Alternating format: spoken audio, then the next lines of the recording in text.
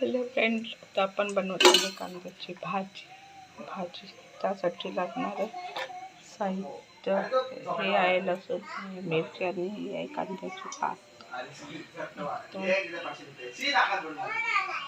गरम तेल झालेलं आहे आणि त्याच्यात टाकणार आहे लसूण आणि मिरची.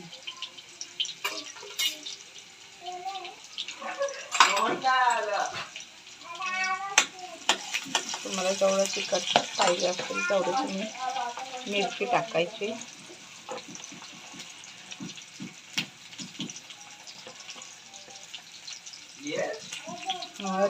आम्हाला तिखट थोडं जास्त लागतं म्हणून मिरची थोडी जास्त टाकलेली आहे.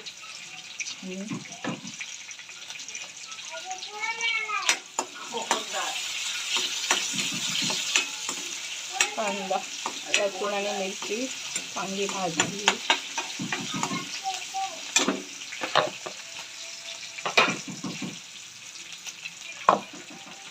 लसूण आणि मिरची चांगली भाजली की त्याच्यात आपल्याला धुवून ठेवलेली कांद्याची पात टाकायची आहे.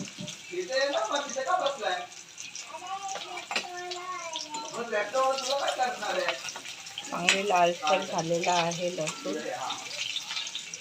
त्याच्यात थोडी कांद्याची पात टाकूया, धुतलेली स्वच्छ धुवून घेतलेली.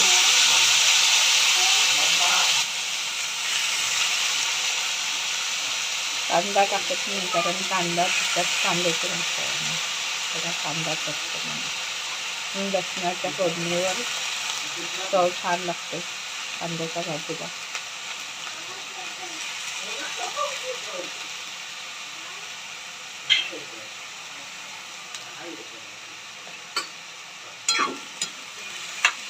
अशी हिरवीगार कांद्याची भाजी. भाजीला छान पाणी सुटलेलं आहे. आता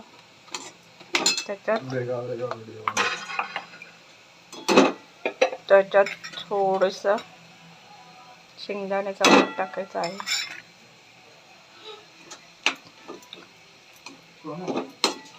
शेंगदाण्याच्या कुटामुळे भाजीला छान चव लागते.